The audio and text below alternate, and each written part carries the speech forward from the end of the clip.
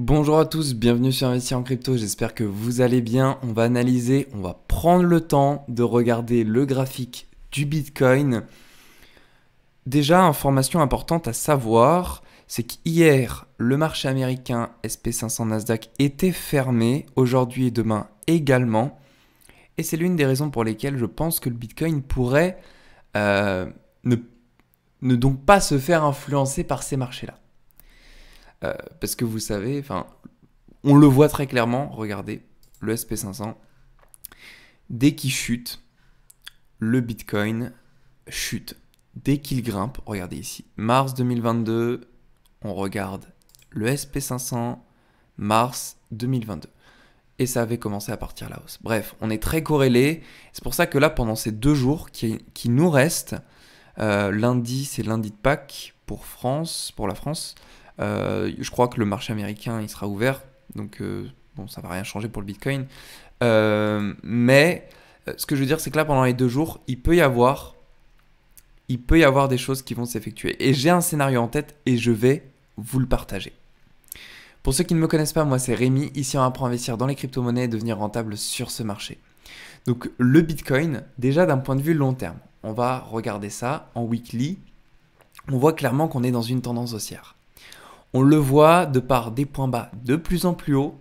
Également, j'ai un truc que je vais vous montrer, regardez. Du point le plus haut qu'on a pu atteindre, la TH de 2017. Vous voyez, si on trace, alors même je crois que c'est en monthly, on va le faire en monthly. Regarde, si on trace depuis la TH, on peut voir que finalement, on peut dessiner un joli canal haussier. Alors, je crois qu'il était encore plus joli que ça. Peut-être si je prends les clôtures à la limite, ça va être quelque chose comme ça. Non, en fait, c'était en mode logarithmique. En mode logarithmique que je l'avais fait. Et en fait, on voit quoi? On voit un joli canal haussier. Donc, ce canal haussier nous montre clairement que le Bitcoin est bullish. Et tant qu'on ne casse pas ce grand support, il n'y a pas d'alerte. Il n'y a pas d'alerte rouge. Je pense que ce sera le moment vraiment où on clôturera en monthly en dessous de la zone ici des 32 000 $. Vous voyez, cette zone-là. Si on clôture en dessous de cette zone, en monthly, je parle bien. Déjà, il faudra le faire en weekly, mais surtout en monthly. À ce moment-là, on pourra s'attendre à ce qu'on appelle donc un bear market. Et on pourra rester ici pendant plusieurs mois, voire même peut-être une année complète. Pourquoi? Parce que quand on regarde le volume profile, on voit clairement que ici, il y a un grand creux. Un creux que si on va le visiter, qu'on ira combler. Et pour combler un creux de la sorte, il y aura de fortes probabilités à ce qu'on réalise quelque chose comme ça. Donc, c'est-à-dire qu'on reste plusieurs mois à l'intérieur. Donc voilà la zone à surveiller, la zone des 32 000 $ à ne pas clôturer en dessous, en monthly. Et dans un premier temps, ce sera donc de manière hebdomadaire. Donc voilà d'un point de vue long terme. Maintenant, d'un point de vue un petit peu plus court terme, on va se mettre en daily. On a ici une zone à ne pas dépasser. C'est la zone où j'ai mis ma petite alerte. D'ailleurs, je peux la remonter. Hop. Par rapport à ce support, vous voyez, support qui est au niveau des 39 500 $, approximativement. Donc ce support-là constitue une zone qui pourrait faire office de rebond pour ensuite aller chercher le haut de ce range dessiné aux 49 000 $. Les 49 000 $, ils correspondent à la fois au haut du range potentiel qu'on pourrait aller chercher et à la fois à la zone d'OTE qu'on a juste ici, 49 100 $. Donc on a là une corrélation qui nous montre que si on doit repartir à la hausse, la zone attendue c'est les 49 100 $. On peut en même temps avoir un scénario sur le court terme, puisque là on est en daily, on a toujours fait ça en daily, sur quelques heures où on a une mèche allant liquider un maximum de personnes ayant pris des positions acheteuses. Donc là on l'avait fait au 32 800, on l'a recommencé une fois au 34 300, on pourrait le faire une autre fois au 36 800 $. Donc on pourrait s'attendre éventuellement sur quelques heures à la target des 36 800 $.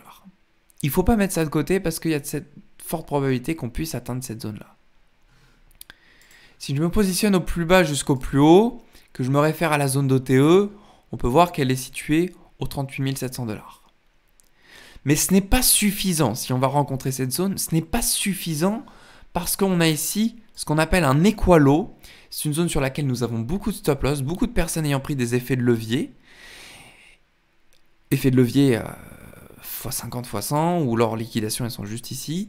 Donc il faudrait qu'on aille prendre ces liquidations, prendre ces stop loss, et pour aller les chercher, cette target des 36 800 $ est parfaite. Maintenant, si on regarde le retracement de Fibo, on peut essayer de corréler ça à des zones. Et la zone la plus parfaite, si je puis dire, à laquelle on pourrait corréler la zone des 36 800 $, ce serait la zone des 0,786 aux 36 200 $. Donc voilà ce à quoi je m'attends. Je m'attends potentiellement à une mèche allant visiter la zone des 36 800 pour être pessimiste. Et pour être optimiste, pour ceux qui font un short, ce serait les 36 200 $. Voilà pour le Bitcoin, on va dire, sur les jours qui arrivent. Maintenant, sur ce week-end, voilà ce à quoi je m'attends. Je vais vous montrer les liquidations. On a beaucoup de liquidations à aller chercher, là, aux 40 200 $, donc on y est tout proche. Liquidation longue. On a aussi des liquidations à aller chercher, des liquidations short. Les plus grandes sont notamment ici jusqu'aux 43 900 $. Si on doit prendre les plus grandes, qui représentent des liquidations en milliards, 3 milliards à peu près ici aux 42 800 $. Mais je ne pense pas qu'on ira les chercher. J'ai mon scénario en tête, je vais vous le partager. Je pense que on va continuer d'accumuler ces liquidations qui sont en train de se faire. On va faire pression aux gens qui ont pris des shorts en allant jusqu'ici aux 41 700 et on va continuer d'accumuler. Plusieurs raisons à ça. Déjà, si on va jusqu'ici, ça ne corrèle pas forcément avec le long short ratio qu'on a. Il y a cette forte probabilité qu'on n'aille pas jusqu'au bout des 43 000, 44 000 $ parce qu'on a trop d'acheteurs. Qui dit trop d'acheteurs, qui dit trop de gagnants si on va jusqu'aux 40 000 $. Chose qu'on n'a pas envie de faire. On va pas faire gagner trop de monde. Il ne faut pas qu'on fasse gagner trop de monde. Donc, je pense que le Bitcoin peut effectivement partir à la hausse aux 41 700 pour ensuite repartir à la baisse. Comme ça, il profite d'aller chercher ces liquidations qui ne représentent pas beaucoup, mais c'est déjà ça de prix. On s'arrête sur un point qui fait pression pour les vendeurs. Certains vont continuer d'accumuler. Ensuite, on repart à la baisse pour prendre la liquidation des acheteurs. Et grâce à cette accumulation de vendeurs qu'on a réalisée, on réalisera un short squeeze pour partir à la hausse. Bon, je pars très loin dans mon analyse. Je pars très loin, je veux dire, dans le scénario. Mais ça m'amuse, j'aime bien voir les choses comme ça. Ça ne veut pas dire que ça va se réaliser. Ça, c'est sûr. Mais ça me permet de me dire, ok, quel trade je peux éventuellement prendre si c'est ce scénario qui se réalise. Et donc voilà. Pourquoi on irait s'arrêter aux 41 700 ? Je vous l'ai dit. Première chose, on ferait pression pour les vendeurs. On accumulerait également plus de vendeurs. Deuxième chose, on s'arrêterait sur la zone des 0,618, zone d'OTE pour les vendeurs sur le court terme. Vous voyez, du point le plus haut ici, hop, au point le plus bas qu'on a pu enregistrer après, juste ici. Donc on a notre zone d'OTE aux 41 800 $. Je vous ai dit 41 700, bon 41 800. Et qu'est-ce qu'on pourrait faire en même temps ? Eh ben on en profiterait, en plus de prendre les liquidations, de prendre les stop loss. Parce que les vendeurs ayant pris des positions ici ont certes peut-être leur liquidation à aller chercher là, mais si ces vendeurs-là ont mis des stop loss ici, les liquidations vont disparaître si on prend leur stop loss. Donc, je pense que, qu'est-ce qu'on va faire ? On va faire une petite chasse au stop. On va monter jusqu'aux 41 800. On stagnera sur cette zone puisqu'il y aura énormément de vendeurs. Énormément de vendeurs. Suite au fait que beaucoup de traders en fait se réfèrent à la zone des 0,618. Et donc là, on va avoir des ordres de vente massifs. On va en profiter pour prendre les stop loss ici. pas vraiment d'intérêt de partir plus haut parce que sinon on ferait gagner tous les acheteurs qui ont pris des positions, puisque là on voit qu'on a 70% d'acheteurs sur le contrat futur Binance.